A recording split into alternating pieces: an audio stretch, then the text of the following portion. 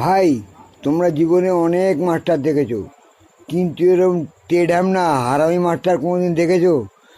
যে 2 মাস মাইনে পায়নি বলে তার 3-4-এ পড়ার ছেলেটাকে কি শিখিয়েছে। আমি তো শালা গান্ডু হয়ে গেছি শুনে, যে কত বড় শয়তানের বাচ্চা ওইটা। উফ, এইরকম শিক্ষাও দিতে পারে? আরে একটা পাড়া দিয়ে যাচ্ছি, দুটো চ্যাংড়া ছেলে বলছে আমি এখন টিউশনি করি তো 3-4-এর বাচ্চাদের, শালা 2-3 মাস ধরে মাইনে দেয় না। আমি তখন কি করেছি, বাচ্চা ছেলেটাকে পটিয়ে পাঠিয়ে কুমোর পাড়ার গরুর গাড়ি পদ্যটাকে কীভাবে শিখিয়েছি জানিস? বলে কীভাবে শিখিয়েছিস, কী শিখিয়েছিস বল তো? বলছে শুনবি? বলে হ্যাঁ।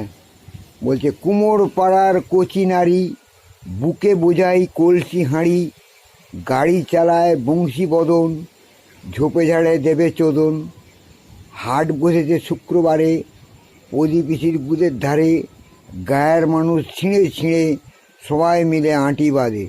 আমি বললাম ওরে সালা, ওরে সালা কি খচ্চর।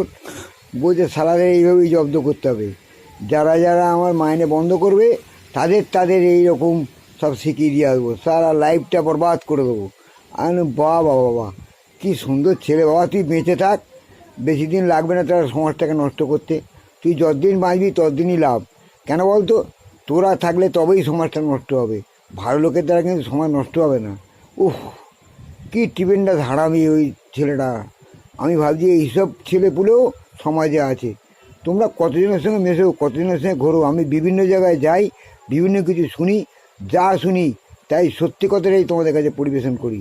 আমি তো আর কিছু জানি না বাইরের ব্যাপার, কী ব্যাপার শুনি তাই বলি। ঠিক আছে, তোমরা যেন এসব করো না, তাহলে কেলো হয়ে যাবে, বুঝলে?